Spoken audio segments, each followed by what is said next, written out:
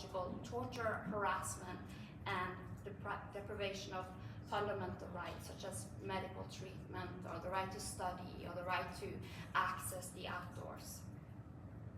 And in the occupied territory of Western Sahara, we also seen a wave of arbitrary arrests of activists and defenders as a mean of intimidating them and silencing them, and a reprisal toward the individual activists, but also towards their entire families.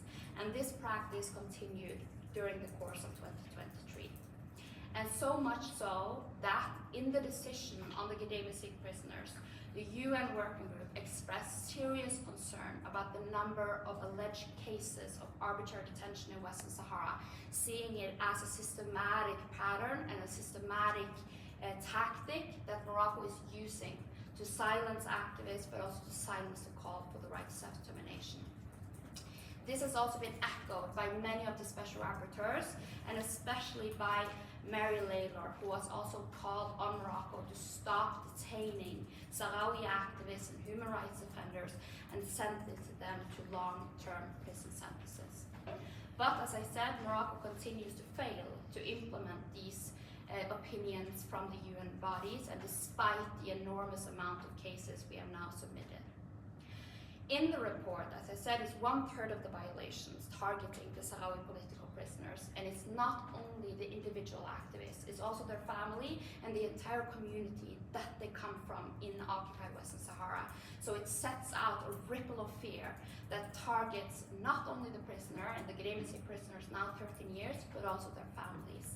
And we see a pattern where activists are being arrested without any form of legal basis in response to being, firstly, Sahrawi, second, due to their support for the right to self-determination, and thirdly, that they're subject to torture. They're forced to sign confessions, which is later used against them as the main piece of criminal evidence.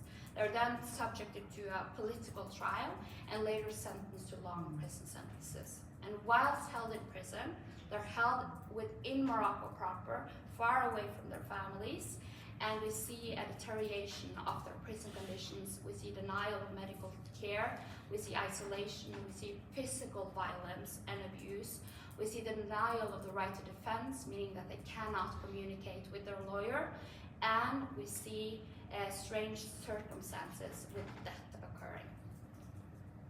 A worrying trend that is also captured by this annual report is the cases of house arrest, which was symbolized by the case of Sultana Noara Kaya, where we also have an opinion from the UN Working Group on Arbitrary Detention, documenting how Morocco is using sieges of home and intimidation and surveillance to also silence the activists.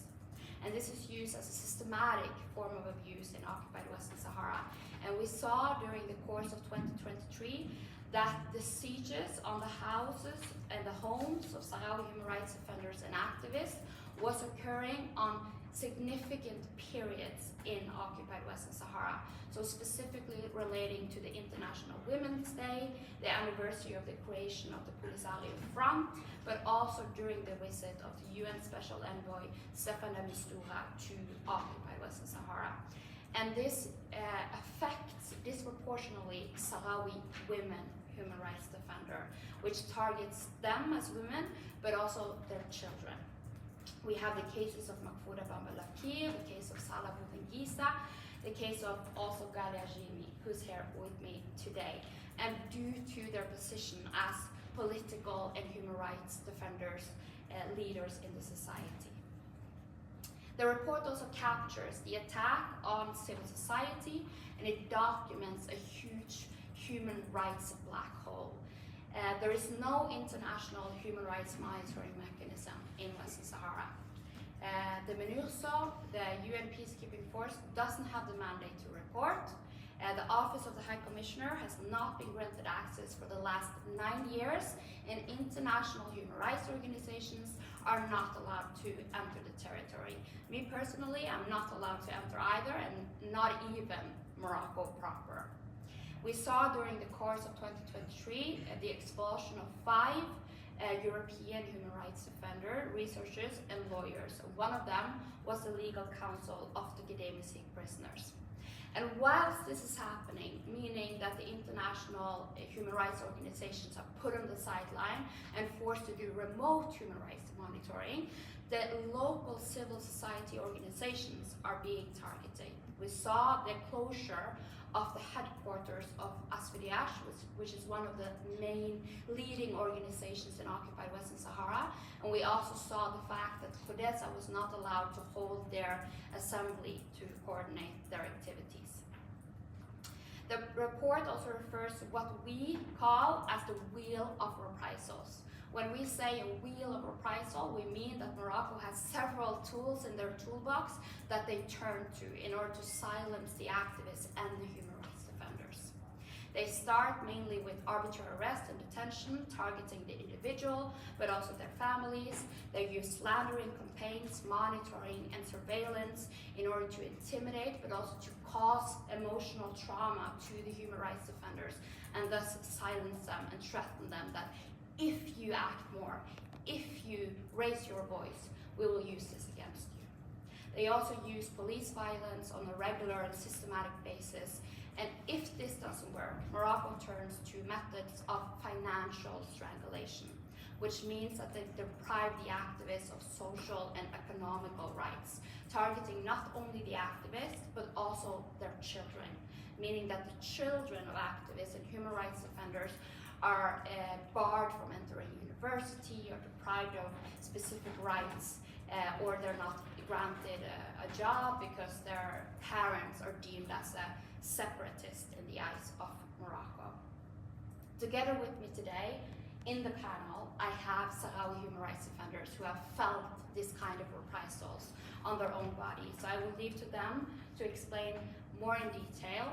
But this report was launched yesterday. It's the first of its kind, where it documents these kind of reprisals targeting activists, but it also builds on the work of the local human rights defenders. And it's extremely important that we support them in their efforts to try to close this human rights black hole. Thank you so much. Institutionalized culture of impunity, meaning that those that target activists, subject them to arrest, subject them to torture, are not held accountable. And we also document the lack of an official human rights monitoring mechanism in Western Sahara, which is causing an alarming human rights gap in occupied Western Sahara, leaving the victims of human rights violations to be forced to report on what is happening to themselves at great risk to their own personal safety.